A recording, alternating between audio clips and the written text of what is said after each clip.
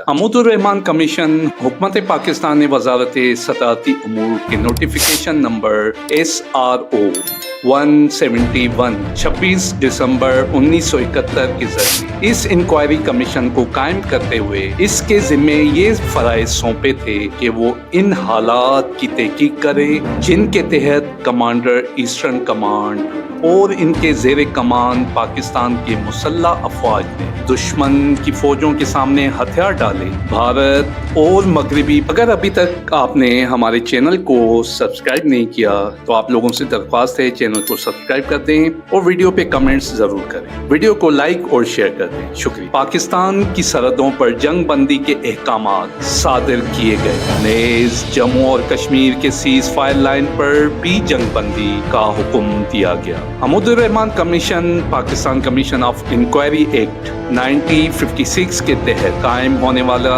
ये कमीशन दरअसल मुख्तलिफ ऑफिशियल पे मुहित था। Mister justice हमूदुर्रहमान, chief justice supreme court of Pakistan, mister justice Tufail Ali Abdurrahman, chief justice Sindh Balochistan high court बहैसियत रुकन। कमीशन की सिफारिशात पर लेफ्टिनेंट जनरल इल्ताफ कादिर को बहैसियत मिलिट्री एडवाइजर और assistant registrar supreme court of Pakistan mister M.A. लतीफ़ को बहैसियत सेक्रेटरी मुकर्रर किया गया। वजारत अमूर की जानिब से जारी किए गए नोटिफिकेशन में कमीशन अपने तरीक़ा कार के मुताबिक काम करेगा और इसके तमाम कार्रवाई खुफिया रखी जाएगी। कमीशन को अपनी कार्रवाई के दौरान में तीनों मुसल्लह अफवाज के नुमाइंदों की मुआवनत हासिल रहेगी। इसके अलावा हुकूमत पाकिस्तान के हर फर्द का ये फ़र्ज़ होगा कि वो कमीशन को जब कभी ज़रूरत पड़े मतलूबा तावन फराम करेगा। जिस तरह मुख्तलिफ कमीशन बनाए जाते हैं इस तरह इसके तरीक़ेकार वाज़ेह किया गया। इस ज़मन में कमीशन का एक गैर रस्मी इजलास 21 दिसंबर 1971 को लाहौर में मुनक्किद हुआ ताकि तहकीकात के दायराकार और दीगर ज़रूरी अमूर व मामलात का तयन किया जा सके। इस इजलास में ज़रूरी साजो सामान, मतलूबा स्टाफ और रकम कमीशन को काम शुरू करने से कबल फराम की जा सके। ये फैसला भी किया गया कि रावलपिंडी में ये तहकीकात की जाएं ताकि कमीशन को जनरल हेड क्वार्टर और दीगर वजारतों से मतलूबा रिकॉर्ड बआसानी दस्तियाब हो सके। चूँकि इस इंक्वायरी कमीशन के तमाम तर कार्रवाई खुफिया रखी जानी थी जिसका कोई साबका तजुर्बा मौजूद ना था, चुनाचा सवाल ये पैदा हुआ कि इसे किस तरह शुरू किया जाए। फैसला ये किया गया कि इस सिलसिले में पहले अवाम की राय मालूम की जाए। 1 जनवरी 1972 को एक प्रेस रिलीज के जरिए अवाम और मुसल्लह अफवाज से दरख्वास्त की गई कि वो 10 जनवरी 1972 तक कमीशन के मौजू के हवाले से वो तमाम तर मुतल्लिका मालूमात और इत्तलात फराम करें जो इनके इल्म में है। इसके अलावा कमीशन ने इन तमाम अफराद को जो इस वाक़े के रोनमा होने की जिम्मेदारियों पर फाइज थे खतूत और सवालनामे अरसाल किए गए ताकि वो इस सिलसिले में पूरी तफसील और वजाहत के साथ अपने ख्यालात का इजहार कर सके। मतलूबा कागजात, मालूमात और दस्तावेजात की एक फहरिस्त भी मरकजी हुकूमत की मुत्तहिद वजारतों के सेक्रेटरियों को रवाना की गई। इन इकदामात का बड़ा मस्बत और हौसला अफजा जवाब मौसूल हुआ और जल्द ही बड़े पैमाने पर कमीशन से मुख्तलिफ राब्तों का आगाज हो गया। 20 जनवरी 1972 को कमीशन ने मुल्क की 17 मुख्तलिफ सियासी जमातों के सरबराहों को खतूत अरसाल किए जिनमें इनसे दरख्वास्त की गई थी कि वो तहकीकाती कमीशन को ज़ेरे गौर मालूमात के हवाले से अपने ख्यालात, नजरियात और राय से आगाह करें। इनसे ये भी पूछा गया कि वो ज़ाती तौर पर किसी नुमाइंदे के जरिए इस कमीशन के रूबरू पेश होकर शहादत दे सकते हैं। इस सिलसिले में काफ़ी हद तक तसल्ली बख्श और मस्बत जवाब मौसूल हुए। चंद सियासी नुमाइंदे के जरिए इस कमीशन के रूबरू पेश होकर फौजी पहलुओं तक ही महदूद रहेगा और तमाम तर कार्रवाई खुफिया तौर पर मुकम्मल की जाएगी, लिहाजा वो कमीशन की मावनत से माजूर हैं। ताहम इन्हें बताया गया कि कमीशन के दायराकार को इस कदर महदूद भी नहीं रखा जाएगा कि इनके दीगर तमाम पहलुओं को सिरे से नज़रअंदाज और खारिज कर दिया जाए जो किसी न किसी तरह इस इंक्वायरी कमीशन पर असरअंदाज हो सकते हैं। इसी असना में कमीशन के इल्म में ये बात आई कि दिफाई अफवाज से ताल्लुक़ रखने वाले والے بیشتر افسران کمیشن کے روبرو پیش ہو کر شہادتیں فراہم کرنا چاہتے ہیں، لیکن انہیں خدشہ ہے کہ ایسا کرنے پر انہیں انتقام کا نشانہ بنا جائے گا۔ چنانچہ کمیشن نے صدر پاکستان سے رجوع کرتے ہوئے ان سے درخواست کی کہ وہ اس امر کی عوامی سطح پر ضمانت دیں کہ کمیشن کے روبرو شہادت دینے والے کسی بھی فرد کو اس سلسلے میں انتقام کا نشانہ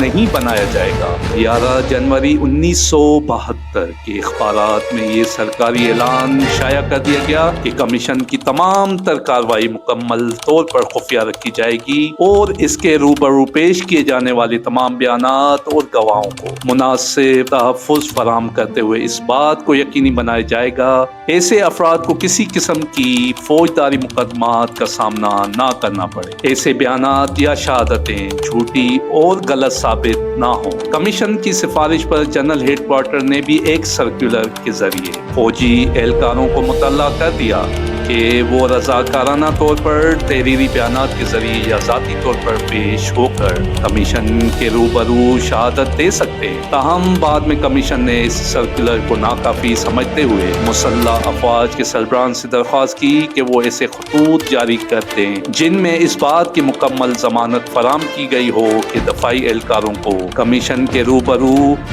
پیش ہو کر بیانات یا شہادت دینے کے عوض کسی صورت کی انتقامی کارروائی کا نشانہ نہیں بنایا جائے گا۔ 15 جنوری 1972 کو کمیشن نے اپنے ملٹری ایڈوائزر کے ہمراہ قصور کے حسینی والا سیکٹر کا دورہ کیا اور ڈویژنل ہیڈ کوارٹر سے بات چیت کی۔ اس کے علاوہ محاذ جنگ پر موجود جوانوں سے بھی ملاقات کی جو اپنی اپنی پوزیشنیں سنبھالے ہوئے تھے تاکہ یہ دیکھا جا سکے کہ جنگ کے دوران میں فوجی آپریشن کیسے کیا جاتا ہے۔ کمیشن دیگر سیکٹر کا بھی دورہ کرنا چاہتا تھا، تاہم وقت کی کمی کے باعث ایسا ممکن نہ ہو سکا۔ وزارت صدارتی امور نے اپنی 12 جنوری 1972 کے خط میں راولپنڈی میں کیے گئے کمیشن کے بیٹھنے کے انتظامات سے مطلع کیا۔ دفتری جگہ اور دیگر ساز و سامان نیشنل ڈیفنس کالج میں فراہم کیا گیا تھا، جہاں اسٹاف اور ٹرانسپورٹ کی سہولتیں بھی موجود تھیں۔ وزارت خارجہ اب تک بجٹ تجاویز پر غور کرنے میں مشغول تھا، تاہم امید تھی کہ کچھ رقم بہت جلد فراہم کر دی جائے گی۔ 12 جنوری 1972 کو کمیشن کی معاونت کرنے والے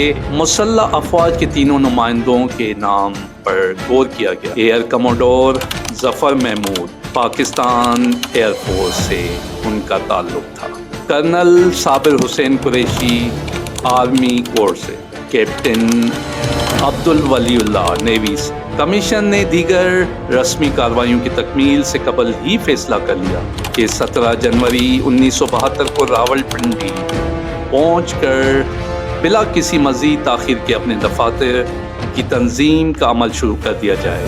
17 جنوری 1972 کو کمیشن کا پہلا اجلاس راولپنڈی میں ہوا۔ اس وقت تک 350 سے زائد افراد سے جن کا تعلق زندگی کے مختلف شعبوں سے تھا۔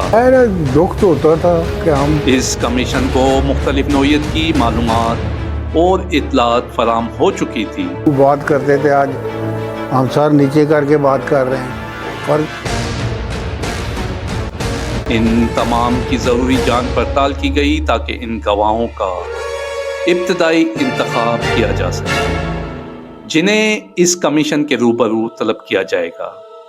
کمیشن کی کارروائی کے آغاز سے قبل صحافیوں کی درخواست پر کمیشن کے سربراہ نے ایک پریس کانفرنس سے خطاب کیا، جس کے دوران میں انہوں نے ایک مرتبہ پھر اسی امر کی یقین دہانی کرائی کہ ایسے تمام گواہان جو کمیشن کے روبرو شہادت دیں گے انہیں آفیشل سیکرٹ ایکٹ سے مستثنا سمجھا جائے گا اور انہیں انتقام یا خوف و ہراس کا نشانہ نہیں بنایا جائے گا۔ صحافیوں کے مختلف سوالات کے جوابات میں کمیشن کے سربراہ نے کہا، کمیشن کو پورا اختیار حاصل ہے کہ وہ سابقہ صدر اور چیف آف آرمی اسٹاف سمیت پاکستان کے کسی بھی شہری کو معلومات حاصل کرنے کی غرض سے طلب کر سکتا ہے۔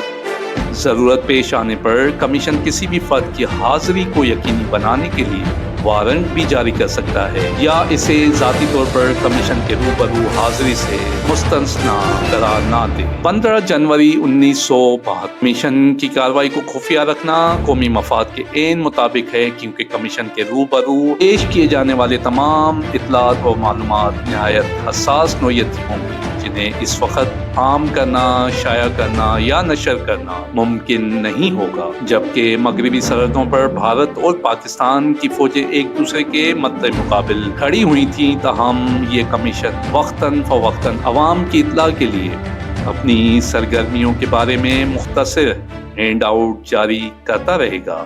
اس کے بعد آتا ہے 25 جنوری 1972 کو۔ عید کی تعطیلات شروع ہونے سے قبل یہ کمیشن ان تمام دستیاب مواد کو ضروری جانچ پڑتال کرنے کے بعد ان افراد کا انتخاب کر چکا تھا جنہیں اس کے روبرو پیش ہونا تھا۔ 31 جنوری کمیشن نے دوبارہ اپنی کارروائی شروع کی اور اس وقت سے اب تک مسلسل کام میں مصروف رہا، ماں سوائے ان مختصر وقفوں کے جب کمیشن کے سربراہ یا کسی اور رکن کو اپنی دیگر ذمہ داریوں کے سلسلے میں کوئی مصروفیات درپیش ہوئی ہو۔ 17 مارچ سے 26 مارچ تک کمیشن کو اپنی کارروائی ملتوی کرنی پڑی، کیونکہ کمیشن سربراہ کو ایک اہم مقدمے کی سماعت کے سلسلے میں لاہور سپریم کورٹ بینچ میں بیٹھنا تھا۔ غرض سے کمیشن کو مجموعی طور پر 57 مرتبہ بیٹھنا پڑا، یعنی کہ کل ملا کر کمیشن نے 213 افراد کے بیانات قلم بند کیے، جس میں آرمی کے ملازم اہلکار 61، ریٹائرڈ اہلکار 27، ایئر فورس کے ملازم اہلکار 39، ریٹائرڈ اہلکار 6، نیوی کے ملازم اہلکار 14، ریٹائرڈ اہلکار 7، سیاسی لیڈر 23 اور سول ملازمین میں 17 اور ریٹائرڈ 6 اہلکار۔ کمیشن کو شہادتیں دینے میں صحافیوں کی تعداد 3 اور 10 عوامی نمائندے تھے۔ 4000 صفحات پر مبنی گواہوں کے بیانات قلم بند ہوئے، جبکہ ان بیانات کے سلسلے میں پیش کی جانے والی 374 دستاویزات بھی تقریباً اتنی ہی تعداد میں موجود تھیں کہ کسی بھی جنگ میں شکست کے اسباب تلاش کرنے سے بیشتر یہ جاننا ضروری ہے کہ یہ جنگ آخر ہوئی کیوں۔ کہا جاتا ہے کہ فوجی ہتھ کنڈوں کا براہ راست تعلق سیاسی اور صفاتی حکمت عملی سے ہوتا ہے۔ اس کے علاوہ نفسیاتی، سماجی، معاشی اور جغرافی عوامل بھی اس سلسلے میں بڑا اہم کردار ادا کرتے ہیں۔ بعد ازاں یہ بھی کہا جاتا ہے کہ جنگ لڑنے کے لیے ہمارے ایک قومی سیاسی نصب العین ہونا ضروری ہے۔ اس کے علاوہ جنگ کا بنیادی مقصد اور منصوبہ بندی، جنگ کی صحیح سمت کا تعین کرنے کے لیے مناسب مشینری اور ان سے مابعد جنگی کوششوں میں قوم کی بھرپور شمولیت اور شرکت بے حد ضروری ہے۔ ان عوامل میں سے ایک کی بھی عدم موجودگی تباہ کن نتائج کا سبب بن سکتی ہے۔ چنانچہ ان اسباب اور وجوہات صحیح طور پر سمجھنے کے لیے جن کی بنا پر قوم کو اس تباہی کا منہ دیکھنا پڑا، چنانچہ اسی ضمن میں ان حقائق کے پیش نظر اس ویڈیو میں شامل کیے ہیں۔ پاکستان کے وجود میں آنے کی تاریخ اور تشدد تھی، جو بدقسمتی سے وقت گزرنے کے ساتھ ساتھ مزید اور تشدد ہوتی۔ جنوری 1968 کے آخر میں صدر پاکستان فیلڈ مارشل محمد ایوب خان بیمار ہو گئے۔ اگرچہ عوام میں اس بات کا اعلان نہیں کیا گیا تھا، اصل میں ان کو دل کا شدید دورہ پڑا تھا اور کچھ عرصے تک وہ بولنے سے بھی معذور رہے۔ تو وہ اپنے فرائض کیا انجام دیتے، لیکن دنیا کو بھی بتایا گیا کہ ان پر انفلوئنزا کا حملہ ہوا ہے۔ لہٰذا یہ تجویز پیش کی گئی کہ جب سے ایوب خان بیمار ہوئے تھے، آرمی کے کمانڈر ان چیف جنرل محمد آغا یحییٰ خان کو عارضی طور پر ایوان صدر کا کنٹرول دے دیا جائے۔ سیکریٹریوں اور وزراء سے صدر کی ملاقات بند ہو گئی۔ صدر کا مشیر جو ان کے بہت قریب ہوتا تھا، اب وہ بھی ان سے نہیں مل سکتا تھا۔ اس سے پہلے زیادہ تر فیصلے مشیر کے ذریعے ہی منظر عام پر آتے تھے۔ مسئلہ یہ تھا کہ صحت یاب ہونے کے بعد بھی صدر کی حیثیت کم ہو کر ایک نام کے سربراہ کی رہ گئی تھی، کیونکہ شروع میں تو وہ جسمانی طور پر کوئی کام کرنے کے لائق نہیں تھے۔ ان کی یہ حیثیت اس وقت تک جاری رہی جب تک 25 مارچ 1969 کو یحییٰ خان نے مارشل لاء کا اعلان کر کے حکومت سنبھال لی اور خود مارشل لاء ایڈمنسٹریٹر اور بعد میں صدر ہونے کا اعلان کر دیا۔ معزز ناظرین، یہ یاد رہے کہ ابھی ہم محمود الرحمان کمیشن کے بنیادی پس منظر کو سمجھنے کی کوشش کر رہے ہیں۔